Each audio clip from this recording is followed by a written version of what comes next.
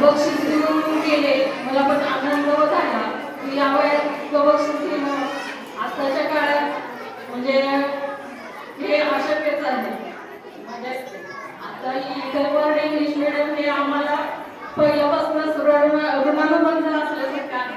माझी मुलंही इथंच ह्या शाळेत शिकली. आता ते एक सिव्हिल इंजिनियर झाले आणि दोन MPC करते. ह्याच शाळेत 4थी पर्यंत होते. जसं की आपण जसं की घर बांधताना पाया भक्कम करतो, भक्कम असलं तरच इमारत पुढं उंच आपल्याला खूप मोठ्यापर्यंत पण नेता येते. तसं आपली मुलं आता इंटरवरला आहेत KG पासून ज्युनियर पर्यंत, ते पाया कसा भक्कम होतो ते आपल्या मातृवर्गाला कळतं. त्यासाठी आता मी सांगितलं की मोबाईलचा वापर कमी करा. ते सगळं मातृवर्गाला सांगते की मोबाईल आपणच कमी बघितला तर आपली मुलं कमी बघतील. जेवढा अभ्यास केलाय तेवढाच मोबाईलवर त्यांना द्या आणि जेवढा आपण त्यांच्याशी इंट्रोड्यूस करू, त्यांच्याशी खेळीचं वातावरण ठेवू, तेच आपल्या मुलांना घडवते.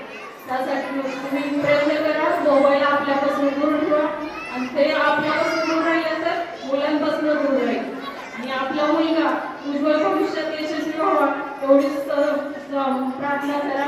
मी माझे 4 शब्द संपवते आणि मला इथं बोलवलं, माझं मान सन्मान केला त्याबद्दल इथे बर्डन त्या मुख्याध्यापकांचा मी धन्यवाद व्यक्त करते.